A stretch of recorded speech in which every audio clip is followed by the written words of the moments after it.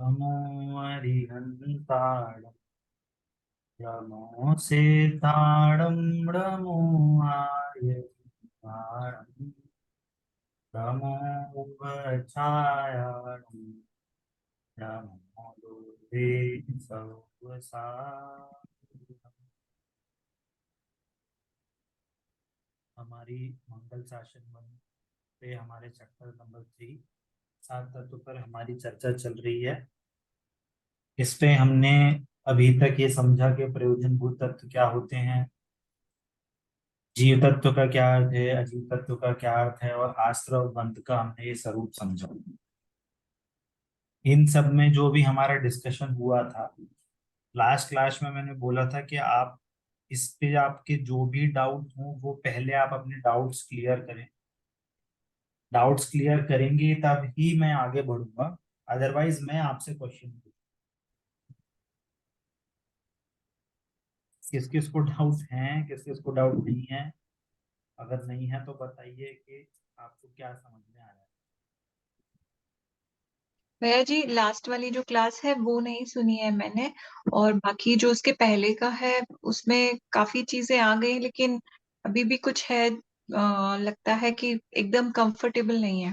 क्या चीज में क्लियर? लास्ट देखो, वेंसडे तो क्लास हो नहीं पाई थी। जी जी जी भैया जी, हाँ। पहली वाली क्लास में तो, मंडे की क्लास में तो आप थे शायद, राइट? जी भैया जी जी। तो मंडे की क्लास में आपको क्या समझ में नहीं आया, या क्या आपको क्लियर नहीं हुआ? भैया जी, आश्रव और बंद का थोड़ा सा लग रहा है कि थोड़ा एक बार और देखना पड़ेगा। धर्मेष्ठा जी, आपको क्या क्लियर हुआ, क्या क्लियर नहीं हुआ? आ गया ऑलमोस्ट सभी समझ। अच्छा, आप प्रतीक्षा जी को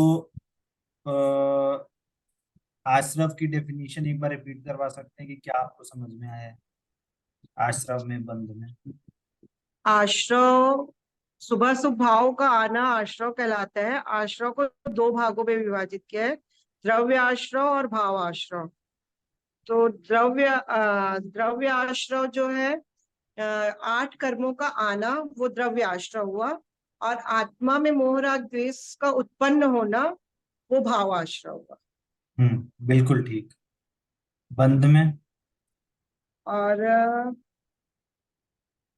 बंध में बंध के भी दो पार्ट है, हाँ, दो पार्ट है। भाव बंध और भाव बंध द्रव्य और बंध। द्रव्य बंध। और हाँ, बोलिए। जब जब राग द्वेष मोह का आके बंध जाना, नहीं अब वो जो मोह राग द्वेष भाव उत्पन्न हुए, अब वो उत्पन्न, बंध हाँ। रहे, कंटिन्यू चल रहे हैं हाँ ना? तो वो होता है भाव बंध। वो राग द्वेष भाव कंटिन्यूअस हुए, तो कंटिन्यूअस होने से क्या हुआ? आत्मा उनसे बंध गई। हाँ वो तो विकार है ना। मोह राग द्वेष क्या है? वो विकार है, और वो विकार कंटिन्यू चल रहा है। तो आत्मा क्या, वो उस विकार से बंध गई, उसको जबरदस्ती वो भाव उसमें उत्पन्न हो रहे हैं, तो उससे बंध रही है। वो हो गया भाव बंध। और जो आठ कर्म का आना हुआ था, जब ये मोह राग द्वेष भाव कंटिन्यूअस चले, तो वो जो भाव कर्म थे वो आके हमारे से बंध गए। तो ये हो गया द्रव्य बंध। क्लियर हुआ प्रतीक्षा जी? जी भैया जी। इतना इतना डेफिनेशन क्लियर हुई कि नहीं? मैं एग्जांपल हाँ देके हाँ भैया जी, हाँ, अच्छे से क्लियर हो गए, हाँ। ठीक है ना? चलिए, अब है ना, अब हम इसको रियल वर्ल्ड में एग्जाम अप्लाई करेंगे, हाँ, मैं बाहर है ना? अभी रियल वर्ल्ड एग्जाम्पल लेके इसको क्लियर करेंगे कि ये हो क्या रहा है। क्या मैंने लास्ट क्लास में क्या बोला था कि जो चार तत्व है ना, ये चार तत्व यहीं पे एग्जिस्ट करते हैं। ये चार चीजें हैं यहाँ पे, चार चीजों का कंपाउंड है, चार तत्वों का कंपाउंड है यहाँ। कैसे है चार चार चीजों का कंपाउंड? मान लो मेरे को पानी पीने का भाव आया। मेरे को क्या, गर्मी लग रही थी, तो प्यास प्यास लगी, तो पानी पीने का भाव आया। तो क्या करा कि ग्लास ऐसे पकड़ के, ग्लास के लिए ऐसे उठाया, ऐसे पकड़ के एक्टिविटी हुई। तो ये जो हाथ की ऐसे एक्टिविटी, ये क्या है? ये कौन से तत्व का कौन सा वस्तु है? ये तत्व में द्रव्य। बोले तो कौन सा तत्व है ये? उद्गल। हाँ, तो पुद्गल कौन सा तत्व है? अजीव। अजीव तत्व। तो ये अजीव तत्व का काम था ग्लास उठा के ऐसे यहाँ तक लाना, या पानी पी लिया तो यहाँ से उठा के नीचे रख। ठीक है। अब जो पानी पीने का जो भाव उत्पन्न हुआ, ये जो भाव था ना, ये राग द्वेष रूप परिणाम है। तो ये हुआ आश्रव तत्व। और जीव क्या था? ये जीव इस एक्टिविटी को जान रहा था, शरीर की एक्टिविटी को भी जान रहा था, और जो पीने का भाव उत्पन्न हुआ उसको भी जीव जान रहा था।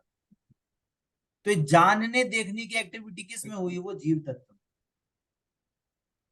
जीव तत्व मतलब जीव पदार्थ। क्लियर हो रहा है? जी भैया जी। ठीक है। अब मैं आपसे क्वेश्चन पूछूं, अभी कौन बोल रहा है? मैं बोल रहा हूं कि आप बोल रहे हैं? अभी जीव, जीव बोल रहा है। कौन बोल रहा है? जीव तत्व। जीव तत्व कैसे बोल सकता है? दीक्षा जी, आप तो ब्लंडर कर दोगे। बोलने की एक्टिविटी कहाँ हो रही है? मैं क्वेश्चन पूछ रहा हूँ, आप आंसर देते जाना। बोलने की एक्टिविटी कहाँ हो रही है? भैया जी हो तो शरीर में रही है। बस, जो एक्टिविटी जिसकी है वो उसको उसका ही बोलो आप। अगर किसी की एक्टिविटी को दूसरे के एक्टिविटी में बोलेंगे तो वो मिथ्यात्व कहलाएगा। इसीलिए तो हम तत्व ज्ञान कर रहे हैं, इन तत्वों के द्वारा ही तो हम अपने तत्व ज्ञान को और दृढ़ कर रहे हैं। पर भैया जी वो कॉन्सेप्ट नहीं लगेगा इसमें कि जैसे क्या? शरीर, अगर शरीर में आत्मा नहीं है, जीव नहीं है, तो फिर वो बोल नहीं सकता, तो फिर बोलने की बोल नहीं एक्टिविटी। सकता नहीं, हम्म। बोल नहीं सकता नहीं की बात नहीं है, वो बोल सक शरीर में ही तो बोलने की एक्टिविटी होती है, जीव में थोड़ी होती है। वो बात अलग है कि जब जीव चला जाता है तो शरीर में बोलने की एक्टिविटी नहीं होती। वो एक्टिविटी हो नहीं पाती, वो जीव और शरीर का निमित्त नैमित्तिक संबंध है। वो जीव जीव के कारण नहीं हुआ, जीव के चले जाने के भी कारण नहीं हुआ। वो शरीर में ऐसा एक्टिविटी होनी थी, वो अलग बात है। अभी मैं क्या बोल रहा हूँ, बोल कौन रहा है? जीव थोड़ी बोलती है।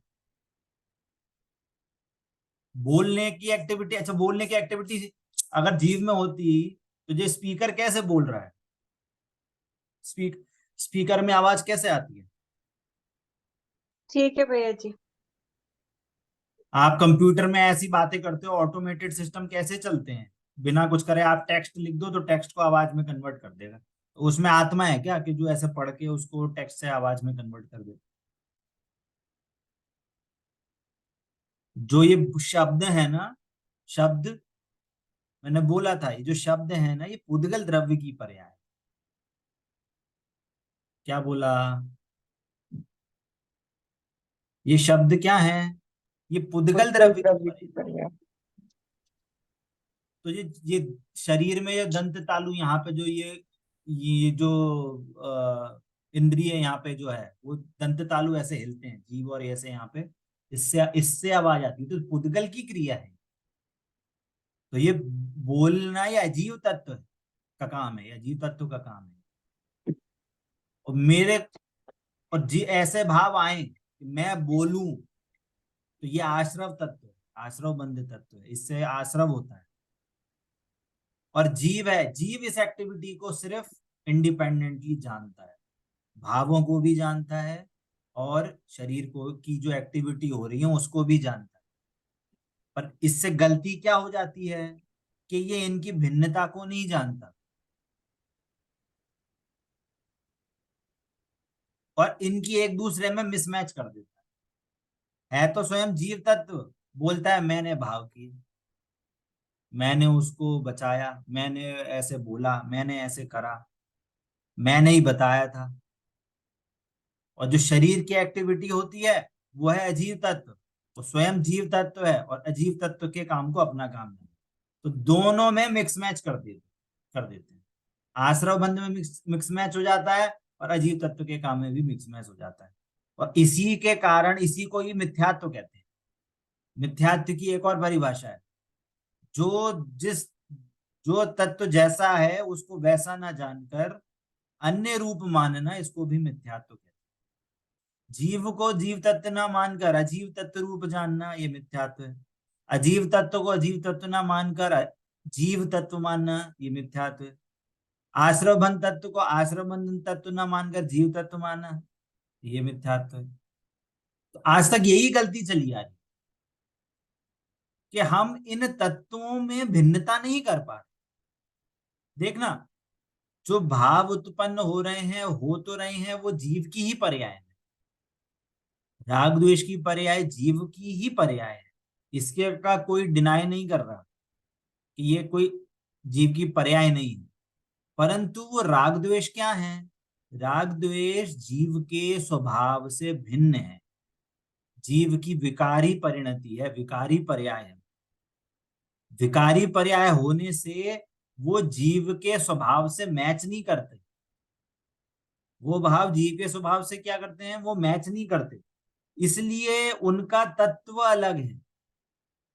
वो दुख रूप भाव है, वो कर्म बंधन के कारण है, अशुचि है।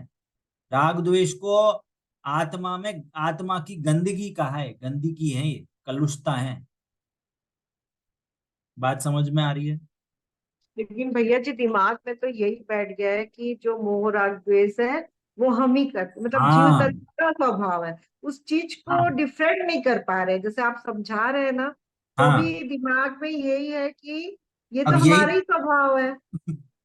वही तो बात है। जिनवाणी जिनवाणी इसी चीज को मोह, ये इसको मोह कहते हैं। अनादि की ऐसी ही हमारे को आदत पड़ी हुई है, अभी की नहीं है ये।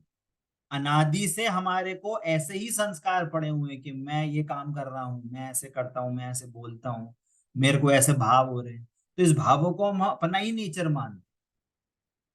जिनवाणी इनको अपना नेचर नहीं मानती, ये आत्मा का नेचर नहीं है, आत्मा के विकारी परिणाम है। बात समझ में आ रही है? आत्मा का यदि स्वभाव भाव देखा जाए, आत्मा का स्वभाव मात्र जानना है। और यदि कोई जीव इनमें मिक्स मैच कर दे, है ना, तो उसको फिर टेंशन होती है। और वो टेंशन भी कहें तो वो भी राग द्वेषी है। बात समझ में आ रही है? जैसे हाँ।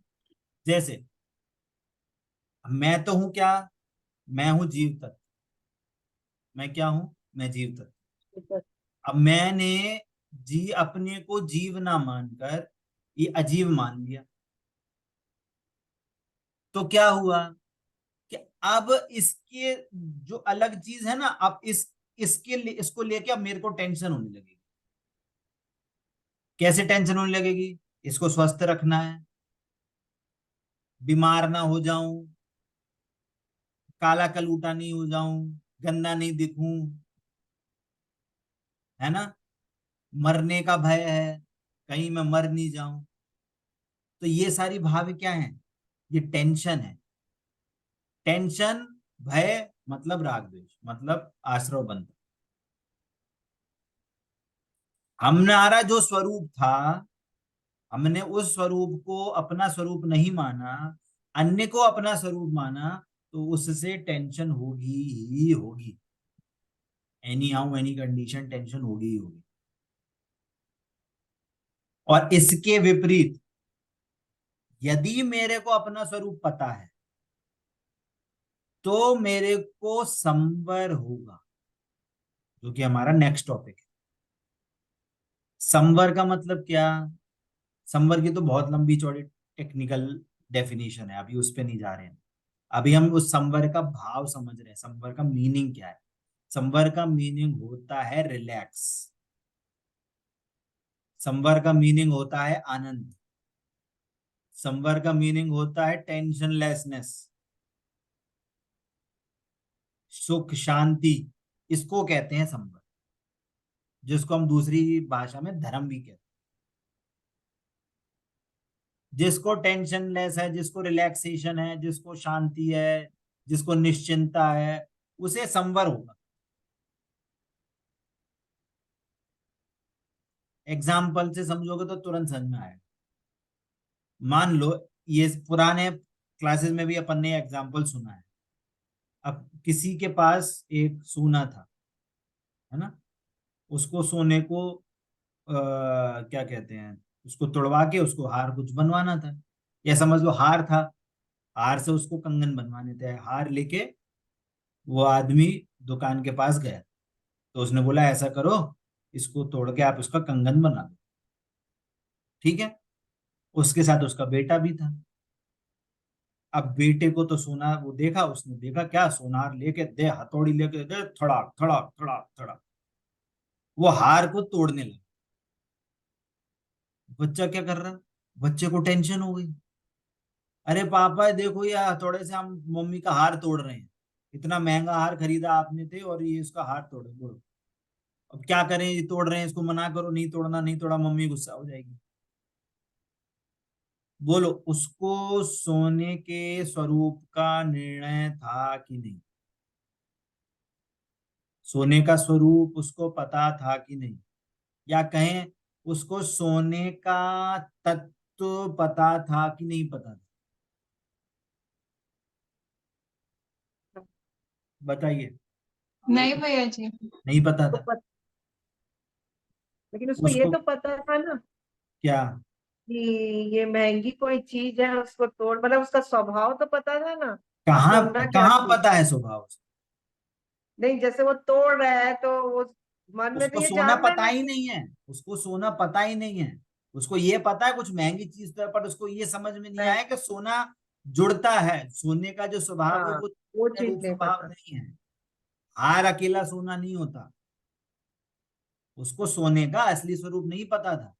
और उसके हम्म। पापा कैसे थे? वो पापा जान। एकदम रिलैक्स, कोई टेंशन नहीं। तो उस बच्चे को सोने का स्वरूप नहीं पता होने से टेंशन चल रही है, राग द्वेष चल रहे हैं। ये है आश्रव बंध तत्व। बच्चे को स्वरूप नहीं पता होने से क्या चल रहा है, आश्रव बंध। और पापा को सोने का स्वरूप पता है, तो पापा को चल रहा है संबर निर्जरा चल रही है वहां पे, क्योंकि उनको स्वरूप पता है। पॉइंट समझ में आ रहा है? अज्ञानता के कारण राग द्वेष होते हैं, वो उससे आश्रव बंध होता है, वही आश्रव बंध रूप। और जो सम्यक ज्ञान होता है, जिससे स्वरूप का सच्चा ज्ञान होता है, उससे संवर निर्जरा होती है। सिंपल, और कुछ नहीं। और जितने उदाहरण ले लो आप, उतने उदाहरण इस पे मिल जाएंगे, और रियल रियल एग्जाम्पल नहीं। ऐसा नहीं है कि कोई मनगढ़ंत चीज है, और ये चीजें अपन को पता है ना। एक और एग्जाम्पल लेते हैं। मान लो एक बेटा था, वो यूएस कहीं जॉब करने गया। ठीक है, तो यूएस गया, तो वहां से एक बढ़िया सी घड़ी लेके आया। तो उसने बोला, अरे तू ये घड़ी कितने की आई? तो बोल रहा 1 लाख रुपए। तो अरे, 1 लाख रुपए की घड़ी खरीदने की क्या जरूरत थी? तो उसने समझाया, मम्मी ये ऑल प्रूफ है, वाटर प्रूफ है, डस्ट प्रूफ है, फायर फायर प्रूफ है, शॉक प्रूफ है, उसको ऊपर से गिरा दो, इस घड़ी का कुछ नहीं होता। अब उसने क्या, इंग्लिश इंग्लिश में शब्द समझा दिए, उसको समझ में तो आई नहीं।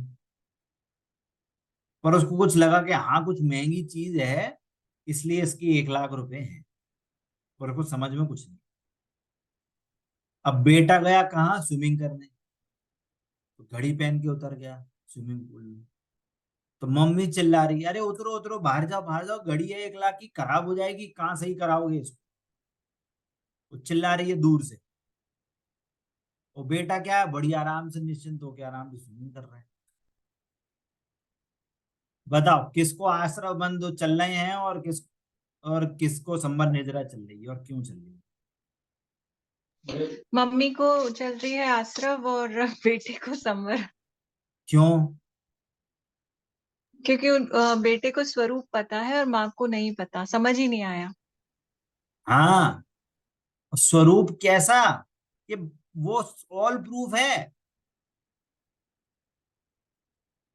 कोई उसमें कोई कुछ हानि कुछ नहीं होती, कोई उसमें कोई खराबी नहीं हो सकती, उसको कोई कुछ खराब नहीं कर सकता, उसको कोई गला नहीं सकता।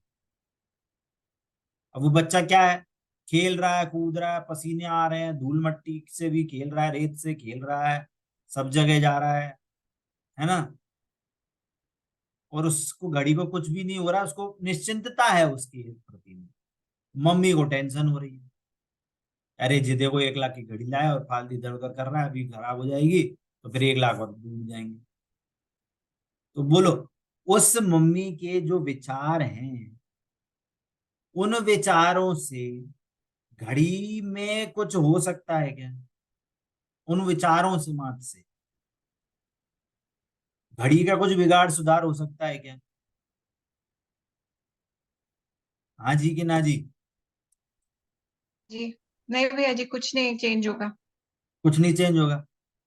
क्यों नहीं चेंज होगा? क्योंकि उसका वो स्वभाव है।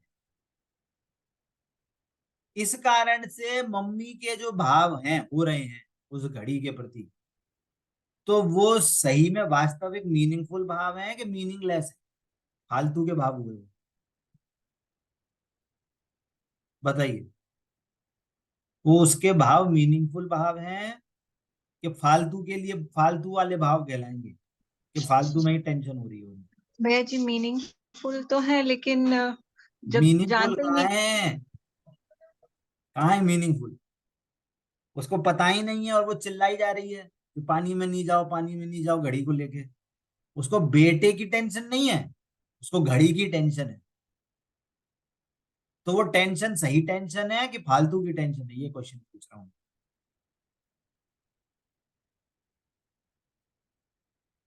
बताइए, आजकल कोई बोल ही नहीं रहा है।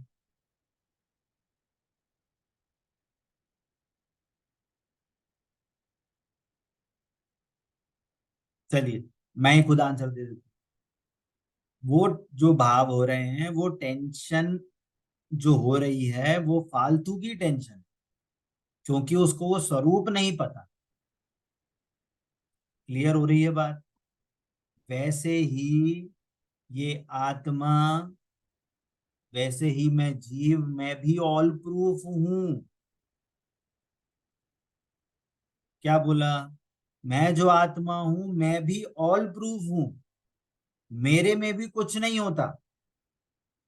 मैं भी राग द्वेष, 5 पाप, 4 कषाय, 4 गति, दुख सुख, इन सब से मैं ऑल प्रूफ हूं।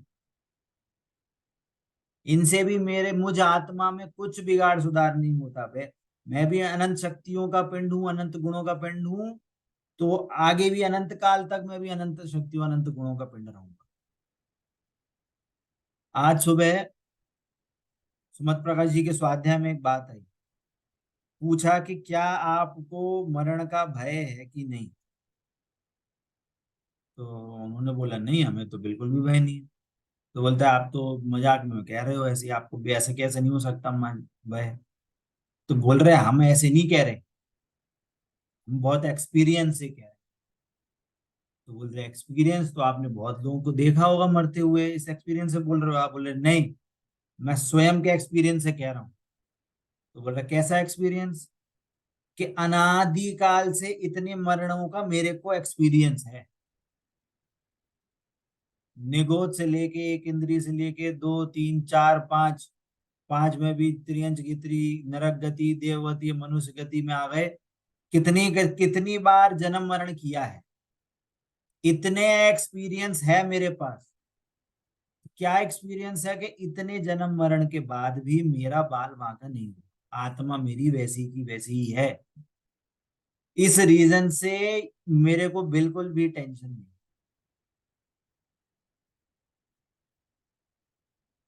ऐसे ही एक मेरी जीवन, मेरा मतलब कहना चाहिए कि मेरे प्रत्यक्ष में मेरे नाना जी थे, उनके साथ एक वाक्य हुआ। लास्ट लास्ट में नाना जी की, वो बहुत दुबले हो गए थे, जाते जाते लास्ट के दिनों में हमने बात करी, अरे नाना जी आप तो बहुत दुबले हो गए हो, अब खाना पीना भी बहुत नहीं हो रहा है, अब क्या क्या हो गया आपको? तो छूटते से बोले, अरे बेटा पुराने कपड़े हो गए हैं, अब नए कपड़े पहनेंगे, तो टेंशन क्यों होनी चाहिए? बात समझ में आ रही है? मतलब उनको भी ये निर्णय था कि ये शरीर है ये छूटेगा, और तो जो पुराना शरीर हो गया है तो पुराने कपड़े हैं ये, अब नए कपड़े मिलेंगे, तो टेंशन क्यों होनी है? मैं तो अजर अमर तत्व हूं ना। बात समझ में आ रही है हाजी के ना जी? हाँ जी। है ना? तो मीनिंग ये है कि यहाँ पे जो चार तत्व हैं इसको हमें समझ में आना चाहिए। हमने एग्जाम्पल से समझा कि हमारे को जो भी भाव होते हैं वो आश्रव बंध है। जीव की एक्टिविटी होती है वो अजीव की शरीर की एक्टिविटी होती है वो अजीव तत्व है, और जीव की सिर्फ एक्टिविटी होती है मात्र जानना देखना। हमें इसको हमारे ज्ञान में नक्की होना चाहिए। आप नेक्स्ट क्लास में जब भी आए, आपको एटलीस्ट दो अपने दिन भर की दो एक्टिविटी में इन इन चार तत्वों को घटाना है और अप्लाई करके बताना है। ये होमवर्क है आपका। मंडे की क्लास में आपको कोई भी ऐसा दिन भर का कोई भी एक ऐसा इंसिडेंट आपको वो उठाना है और आपको उन चार तत्वों को उन पे अप्लाई करना है कि कौन उस एक्टिविटी में वो चार तत्व कौन कौन से हैं। ठीक है? जी। फिर मैं समझूंगा कि हाँ आपको वो चार तत्व का स्वरूप क्लियर हुआ। ठीक है, आगे बढ़े। हम्म। जी भैया जी। ठीक है, चलिए। तो अभी हम जो बात कर रहे हैं ना, तो अभी हमारी बात चालू हो गई है संवर तत्व ना। तो संवर तत्व में हमने क्या समझाया कि संवर मतलब रिलैक्सेशन, निश्चिंतता, शांति, सुख। इसको हम संवर कहते हैं, जिसको दूसरी भाषा में धर्म भी कहा जाता है ना। इसकी डेफिनेशन क्या है? जो मोह राग द्वेष रूप जो भाव हो रहे थे उनका एक देश रूप रुक जाना, कुछ पार्ट में उनका आना रुक गया, है ना, कुछ पार्ट में आना रुक गया, उसको बोलते हैं हम संभाव संभव। क्या बोला? जो मोहराग द्वेष रूप जो भाव थे उनका आना रुक गया, तो उसको बोलेंगे हम भाव संभव। और उसके करस्पॉन्डिंग जो कर्म आते थे जिनका आश्रव होता था, तो जो भाव भी मिट गए तो आश्रव भी मिट गए, आश्रव भी आना बंद हो गया, आश्रव द्रव्य आश्रव का रुक गए, कर्म रुक गए, तो उसको बोलेंगे हम द्रव्य संबंध।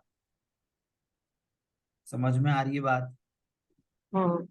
आश्रव में कर्म आ रहे थे, द्रव्य आश्रव, भाव उत्पन्न हो रहे थे, भाव आश्रव। संवर में उन भावों का रुकना हो गया, अब वो भाव उत्पन्न नहीं होंगे, उनका नाश हो गया, उसको बोलेंगे हम संवर। और वैसे ही जो द्रव्य कर्म थे उनका जो आना हो रहा था वो रुक गया, उसको बोलेंगे हम क्या? द्रव्य संबंध। इसको एग्जाम्पल में बुक में एक नाव के एग्जाम्पल से समझाया कि नाव, एक नाविक नाव चला रहा था, तो उसकी नाव में छेद हो गया, तो क्या हुआ? उस छेद से पानी अंदर आने लगा। ठीक है, पानी हम्म। अंदर आने लगा तो इसको बोलेंगे आश्रव। और वो पानी आके नाव में रुकने लगा, है ना, वो भरने लगा, रुकने लगा पानी, उसको बोलेंगे हम बंद। ठीक है, अब क्या करा?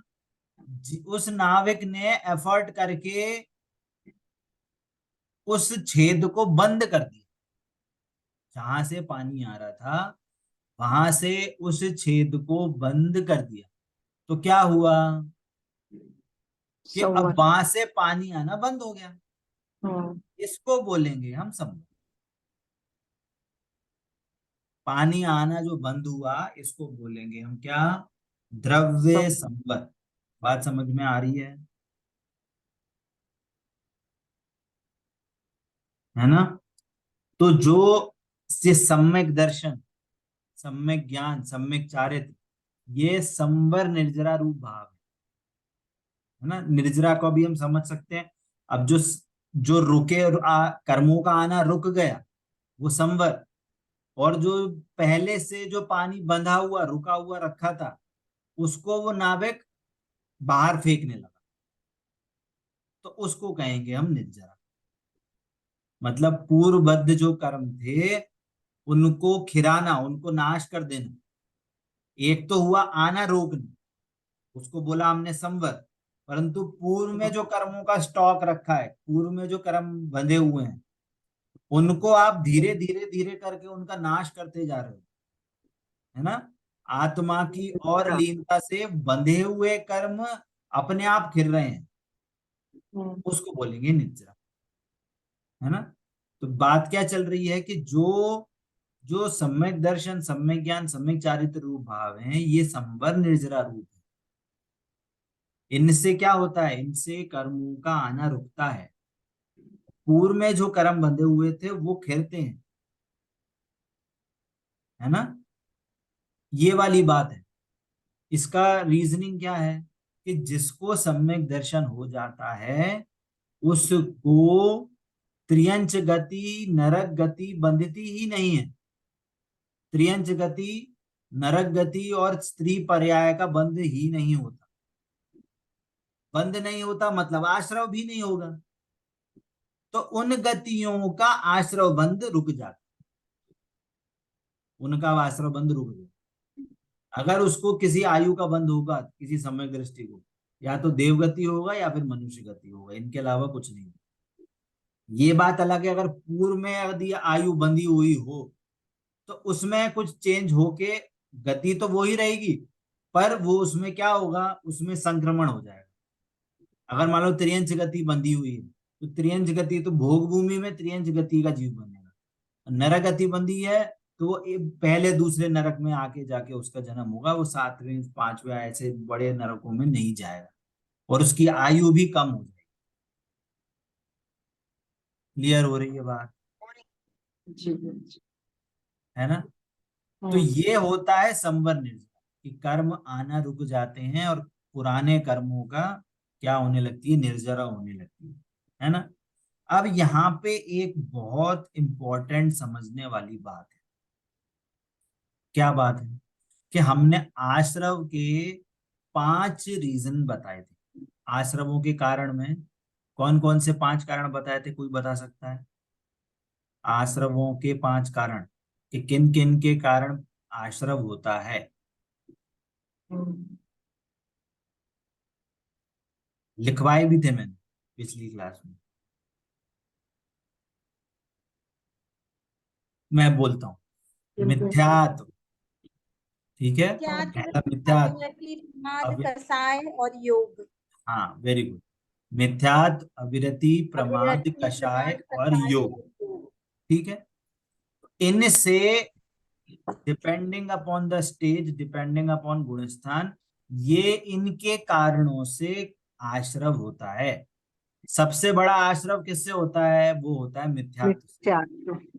मिथ्यात्व का जब नाश होगा तो उसके बाद सबसे बड़ा आश्रव किससे होगा? अविरति से। कि सम्यक दर्शन तो हो गया, व्रत, अणुव्रत आदि व्रत नियम संयम लेने के भाव नहीं होते, इस भावों से ज्यादा आश्रम। व्रत आदि भी हो गए, तो प्रमाद है। प्रमाद है मतलब, तो जो मुनिराज हैं उनको प्रमाद से स्थिरता नहीं हो पा रही, अपने आत्मा में लीन नहीं हो पा रहे, इस कारण से उनको आश्रव हो। और लास्ट में जो कषाएं बचती हैं 12वें गुण स्थान में, तो ध्यान तो हो गया परंतु बैकग्राउंड में जितनी कषाय है उससे उतना बंद होता है, तो कषाय से बंद हो गया। और जो अरंत अवस्था है, अरंत अवस्था में सिर्फ योग रह गया, सारी कषाय और मिथ्यात्व का नाश हो गया, तो सिर्फ योग से आश्रव होता है। तो आश्रव कैसा होता है? वो आता है और तुरंत उसकी निर्जरा हो जाती है, वो इरियापथ आश्रव कहते हैं। ठीक है, तो जैसे ये आश्रव की 5 स्टेजेस हैं, या कहें 5 रीजन है, वैसे ही संवर के भी 5 रीजन होंगे। मतलब क्या?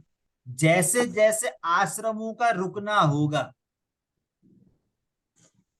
उतना उतना संवर्ग में उतनी उतनी और चीजें बढ़ती जाएंगी। पॉइंट समझ में आ रहा है प्रतीक्षा जी? जी भैया जी।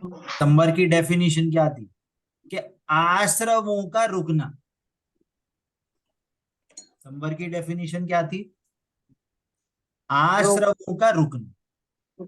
तो जो संवर होगा, तो संवर कैसे होगा? कि आश्रम रुकते जाएं, है ना, आश्रम रुकते जाएं तो वैसे वैसे संवर बढ़ता जाएगा। तो जैसे ये मिथ्यात्व गया, क्या गया? मिथ्यात्व का नाश हुआ, तो मिथ्यात्व के कारण जितने कर्मों का आश्रव होता था वो उसका उतने का संवर हो गया। परंतु अभी अविरति है, अभी वो जीव व्रत नहीं ले पा रहा, तो उसको व्रत का आश्रव चल रहा है, व्रतों का आश्रव चल रहा है, मतलब व्रत के भाव नहीं हो पा रहे, तो उसको क्या होगा? तो उसको उतने राग द्वेष हो रहे हैं कि वो व्रत नहीं ले पा रहा है, इतनी उसकी आत्मा में स्थिरता नहीं हो पाई कि वो अणुव्रत आदि ले, व्रतों में आगे बढ़े। तो उस कारण से क्या हुआ? इसका मीनिंग है कि उसके भावों में अभी थोड़ी तीव्रता है। तो जितने उसके परिणामों में राग द्वेष है ना, तो उतने उतने अभी आश्रव यहाँ पे चल रहे। परंतु मिथ्यात्व क्या क्या हो गया? मिथ्यात्व का नाश हो गया। मिथ्यात्व और अनंतानुबंधी जो 4 कषाय हैं उसका नाश हो गया। अब अनंत संसार का बंध नहीं होगा उसको। जिसको मिथ्यात और अनंतानुबंधी कषाय का नाश हो जाता है, उसको कहते हैं कि इस मिथ्यात्व के कारण इतना बंद होता था, जैसे मान लो समुद्र जितना बंद है, और मिथ्यात्व गया, अनंतानुबंधी कषाय गई, तो कितना संवर हो गया? कि वो समुद्र जितनी क्वांटिटी अब चुल्लू भर पानी रह गई। अब इतनों का बंद हो रहा है। कहाँ समुद्र और कहाँ ये चुल्लू भर पानी, मतलब इस हाथ में जितना पानी आ जाए उतना बंद हो। तो इतना सारा पानी जो था, अगर उसकी क्वांटिटी हम बंद से कंपेयर करें कि इतना सारा पानी का बंद होता था इतनी क्वांटिटी में, तो मिथ्यात्व के जाने से इतने सारे कर्मों का आश्रव रुक गया, मतलब इतने सारे कर्मों का संवर हो। ये हो गया आपका द्रव्य संवर। दूसरी बात, ये जो क्या हो गया मिथ्यात्व भैया था जी? ना, द्रव्य क्या? क्या हो गया? द्रव्य द्रव्य संवर। संवर। संवर मतलब आश्रमों का रुकना। तो इतने सारे कर्मों का संवर हो जाता है, तो ये क्या हो जाए? इसको क्या बोलेंगे हम? द्रव्य संवर, के कर्मों का संवर हुआ। आत्मा में क्या हुआ? कि आत्मा में ये अनंतानुबंधी कषाय और मिथ्यात्व का संवर हो गया। अब ये आत्मा में उत्पन्न नहीं होंगे। पॉइंट समझ में आ रहा है? ये जो आश्रव रूप भाव थे, क्या आश्रव रूप भाव? मिथ्यात्व और अनंतानुबंधी कषाय, इनका संवर हो गया, अब ये रुक गए। मीनिंग कि हमारे को जो भेद विज्ञान तत्व ज्ञान हुआ था, वो ज्ञान अब हमारे को आत्मा के प्रति सच्चा ज्ञान हो गया। जैसे अभी एग्जांपल दिया कि वो मम्मी चिल्ला रही है, अरे वो घड़ी को मत डालो पानी में, स्विमिंग पूल में, और बच्चा टेंशन फ्री है, एकदम रिलैक्स है। क्यों? क्योंकि उस बच्चे को ज्ञान है कि वो घड़ी क्या है? वाटर प्रूफ घड़ी है। उसको क्या है? उस टेंशन का उसको संवर चल। और मम्मी को क्या चल रहा है? मम्मी को उस घड़ी के स्वभाव का नेचर नहीं पता है उसका कि वो वाटर प्रूफ है, तो उसको क्या चल रहा है? उसको उसकी टेंशन का आश्रय हो रहा है। वैसे ही जब मेरे को ये पता चला कि मैं ऑल प्रूफ हूं, मैं शरीर से भी प्रूफ हूँ, कर्मों से भी प्रूफ हूँ, राग द्वेष से भी प्रूफ हूँ, मेरे मेरे को आज तक इन इन द्रव्य कर्म, भाव कर्म, नो कर्म जो शास्त्रीय भाषक हैं, इन गंदगी का मेरे में कुछ इफेक्ट नहीं आया। अब क्या हुआ? अब मेरा ज्ञान क्या हो जाएगा? मेरा ज्ञान रिलैक्स, मेरे को टेंशन ही नहीं होगी। अब मेरे को टेंशन होगी क्या किसी किसी के प्रति, शरीर के प्रति, हैं, संयोगों के प्रति, मेरे राग द्वेष के प्रति मेरे को कोई टेंशन होगी? कुछ नहीं होगी। इसको बोलते हैं संवर। तो वो जो अनंतानुबंधी कषाय और मिथ्यात्व गए ना, वो इस दृढ़ निश्चय तत्व निर्णय के निश्चय से वो उत्पन्न होते हैं। तो एफर्ट हमें मिथ्यात्व को नाश करने का एफर्ट नहीं लगाना। अब प्रयोजन भूत बात, हमको मिथ्यात्व और कषाय का नाश नहीं करना। हमने जो बात करी थी, अंधेरा को भगाने के लिए हमें अंधेरे को रस्सी से पकड़ के बाहर नहीं निकालना, हमें उसके प्रतिपक्षी भाव को खड़ा करना है। क्या? कि हम लाइट ऑन करेंगे, हम लाइट ऑन करने का प्रयास करेंगे तो अंधेरा चला जाएगा। हमें मिथ्यात्व को पकड़ के भगाना नहीं है, हमें कषाय को पकड़ के भगाना नहीं है। वो मिथ्यात्व और वो कषाय किसके कारण से हो रहे थे? कि अतत्व श्रद्धान से, तत्वों का सही स्वरूप नहीं पता, एक तत्व की मिक्सिंग दूसरे तत्व में, दूसरे तत्व की मिक्सिंग तीसरे तत्व में, मिक्सिंग, पूरा खिचड़ी घोटाला सब कुछ ऐसे ही चल रहा है, गड़बड़ घोटाला चल रहा है, खिचड़ी बन गई। इसको बोलते हैं अतत्व श्रद्धा, है ना। थोड़ी भाषा गलत हो गई। मीनिंग क्या है? कि हम एक तत्व को दूसरे में घुसाते हैं। तो हमारा एफर्ट मिथ्यात्व को भगाने का नहीं है, हमारा एफर्ट संवर का नहीं है, हमारा एफर्ट जाएगा तत्व निर्णय के लिए। तत्व निर्णय कारण है, संवर उसका रिजल्ट है। क्या बोला? तत्व निर्णय भेद विज्ञान कारण है, वो मेन एफर्ट है लाइफ का। और जो संवर हो रहा है ना, ये संवर करते नहीं है, संवर रिजल्ट है, उस भेद विज्ञान का रिजल्ट है संवर। पॉइंट समझ में आया? जैसे आदमी कोई एफर्ट करता है, एफर्ट करता है किसी चीज का रिजल्ट दूसरी बहुत दूर के बाद दिखता है ना। जैसे एग्जाम्पल में देखा जाए कि जैसे एक दूसरी तरफ से एग्जाम्पल, क्या? कि मोक्ष मार्ग प्रकाशक में ऐसा क्वेश्चन रेज किया कि किसी को सम्यक दर्शन नहीं हो रहा, कोई क्वेश्चन पूछे, हम तो बहुत जनवाणी पढ़ रहे हैं, हमें क्यों नहीं हो रहा सम्यक दर्शन? तो वहां पे बोला कि तुम्हारा जो एफर्ट है वो सम्यक दर्शन प्राप्त करने का एफर्ट नहीं है, तुम्हारा एफर्ट है तत्व निर्णय करना, ये तुम्हारे लिए करने लायक काम। तो वहां पे उदाहरण दिया है। क्या उदाहरण दिया है? कि कोई पूछे कि मेरे को पुत्र की प्राप्ति करनी है, क्या करनी है? मेरे को पुत्र चाहिए, है ना, मेरे को संतान चाहिए। तो हम क्या करें? तो उसको बोलेंगे कि ब्याह रचाओ, शादी करो। अब शादी भी कर ली, अब शादी करने के बाद संतान क्यों नहीं हो रही? कि अब वो योग्यता अनुसार होगी,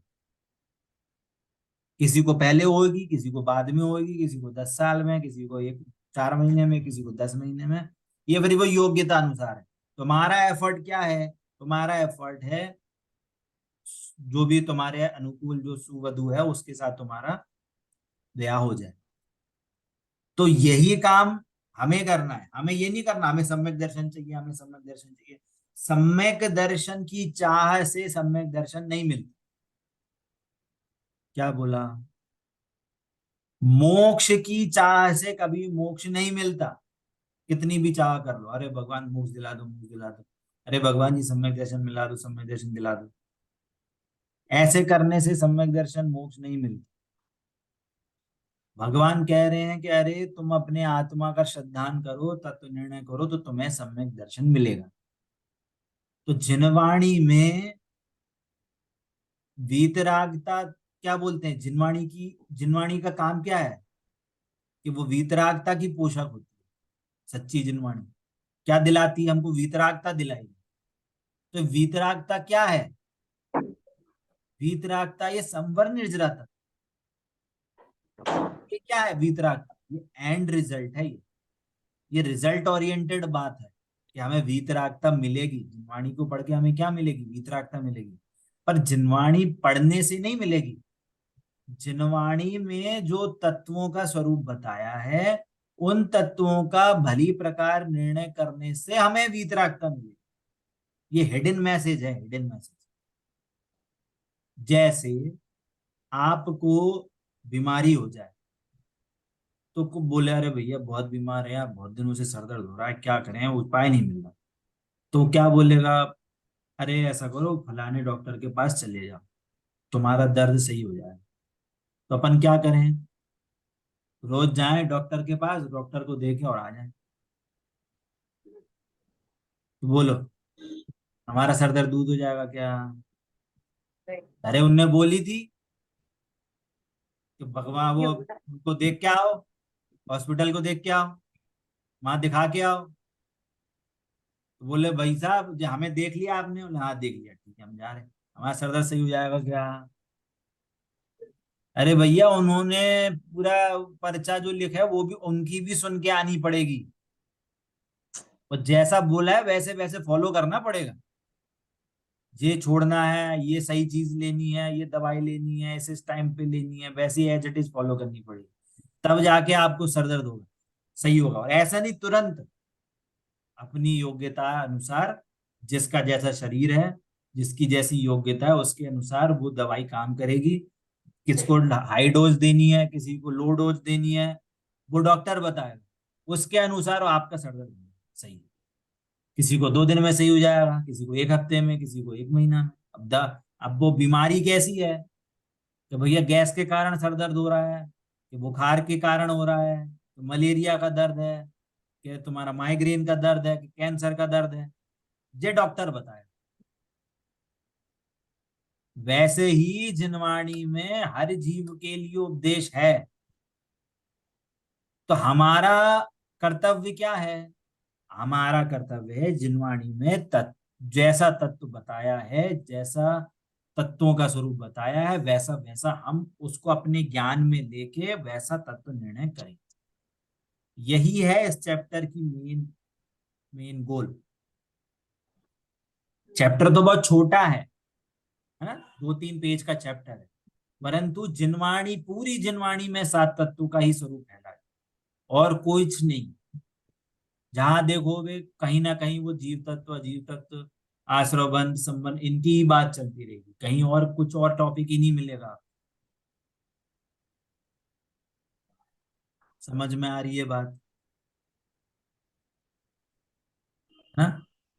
तो बात क्या कह रहे हैं कि हमें जो अभी तक आश्रव बंद चल रहे थे, हमें उसको पकड़ना है पहले। क्या ये आश्रव हैं, ऐसे भाव या आश्रम है, ऐसे भाव इनके कारण से हमें बंद हो रहा है। बात समझ में आ रही है? और जैसे जैसे आश्रव मिटते हैं वैसे वैसे संवर होते हैं। अभी हमारी बात हुई थी कि जैसे मिथ्यात्व मिटा, तो मिथ्यात्व के कारण जितने कर्मों का बंद होता था वो रुक गया, तो उसको बोलेंगे हम द्रव्य से।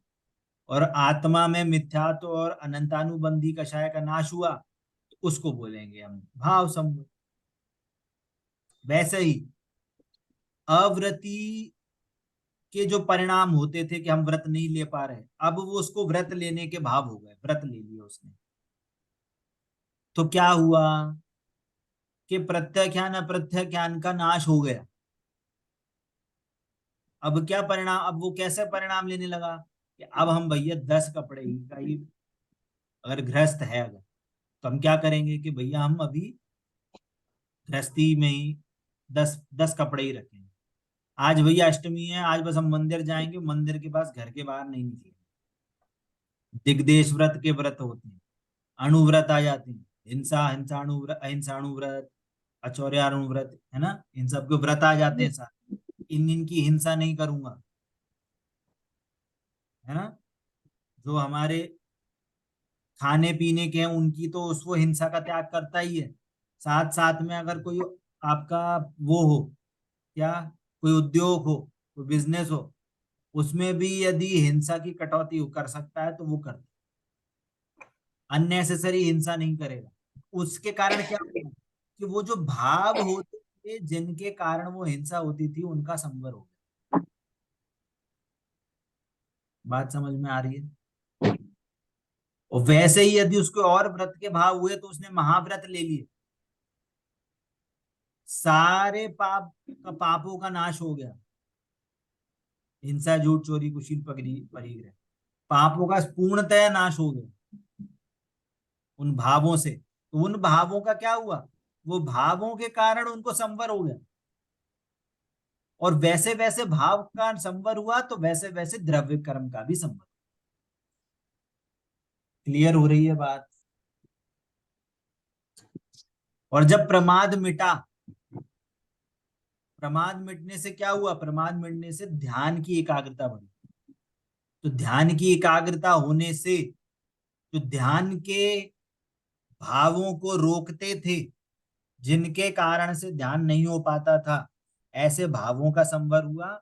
और उन भावों से जो कर्म बंधते थे उनका भी संवर हुआ। और जो बैकग्राउंड में कषाय चल रही थी वो भी नाश हो गई। तो कषाय के नाश से क्या हो गया, पूर्ण रूप से मोहिनी कर्म का नाश हो गया। अब अनंत अनंत भगवान बन गए, अनंत चतुष्टय प्रकट हो गए, केवल ज्ञान हो गया। अब क्या होगा, अब ये जो मोह राग द्वेष के भावों से जो कर्म बनते थे, कौन से कर्म, मोहिनीय कर्म, है ना, दर्शन मोहिनी, चारित्र मोहिनी, घाती कर्म में जो ज्ञानावर्णी, दर्शनावर्णी, इन मोह राग द्वेष परिणामों से ज्ञानावर्णी कर्म बनते थे, है ना। अंतराय कर्म बंधता था, उनका क्या हो गया, पूरी कषायों का नाश होने से ये चार कर्मों का पूर्णतः नाश हो गया, उनका संवर पूरा। अब मोक्ष हो गया। कहने का मतलब पूर्ण कर्मों का नाश होना वो मोक्ष था।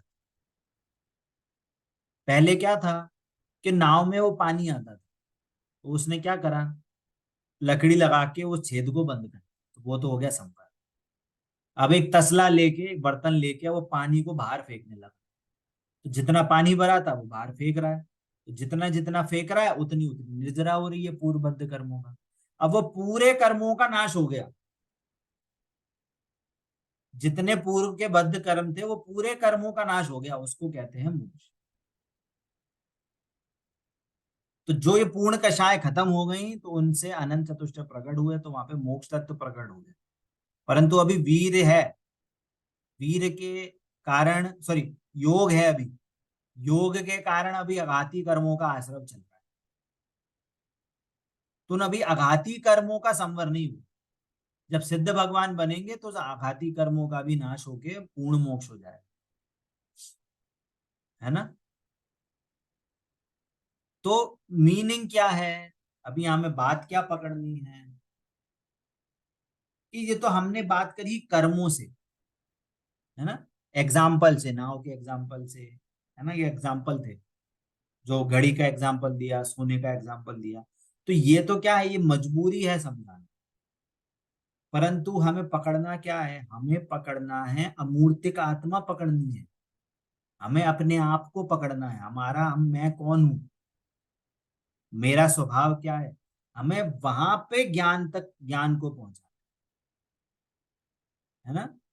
तो हमें ये नक्की करना है कि हम जीव तत्व हैं, मैं मात्र जानने देखने वाला हूं, और ये जितने भी राग द्वेष रूपी भाव हो रहे हैं ये मेरा स्वभाव नहीं है, ये मेरे लिए अहितकारी हैं, ये हितकारी नहीं है किसी भी एंगल से। बात क्लियर होती है। तो हमें ये पकड़ में आना है। हम आज तक इन भावों को और शरीर की क्रिया को अपना मानते हैं। अब ये तत्व समझ लिया ना, अब तत्व से हमें दिन भर में अप्लाई करना है ये कंसेप्ट। क्या कभी बैठे तो हम विचार करें कि क्या हमें ये विचार जो चल रहे हैं क्या ये हमारे लिए कार्यकारी है, क्या हमें इनसे आश्रम नहीं होगा कर्मों का? क्या हमें इनसे कर्मों का बंध नहीं होगा? तो ऐसे विचार से हमें उन भावों में भिन्नता भाषित होगी, हमें उनसे थोड़ा सा हमें हेता दिखने लगेगी कि क्या कुछ उपयोग है, उन कुछ वैल्यू है उन चीज की, है ना?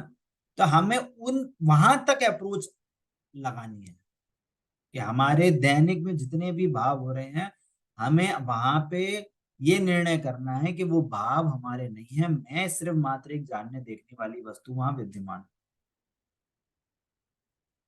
ठीक है, तो समय भी अपना हो गया है। तो अब मैंने ये एक होमवर्क दिया था कि आपको नेक्स्ट क्लास में आपकी दिन भर की कोई भी 2 एक्टिविटी में ये 4 तत्व आपको लगा के बताना है। ठीक है, चलिए। भैया जी एक बार और रिपीट कर दीजिए। आप स्टार्टिंग में जो क्लास छूटी है आप वापस से सुनिए, उसमें मैंने पूरा समझाया एग्जाम्पल से। ठीक है, सैटरडे संडे नहीं, है। होमवर्क वाला। होमवर्क भी समझाया है। ठीक है, चलिए। अभी किसी का कोई प्रश्न है? प्रतीक्षा जी, जी। नहीं भैया जी। चलिए। जिन वाणी के ज्ञान से सूझे लोकालोक, सो वाणी मस्तके नमो सदा दीतमु लोक। बोलिए द्वादशायन जिनवाणी माता की जय हो, जय हो, जय हो। अहिंसामय जैन धर्म की जय हो, जय हो। जय जिनेन्द्र सभी को। जय जिनी भैया जी, जय जिनी सभी को।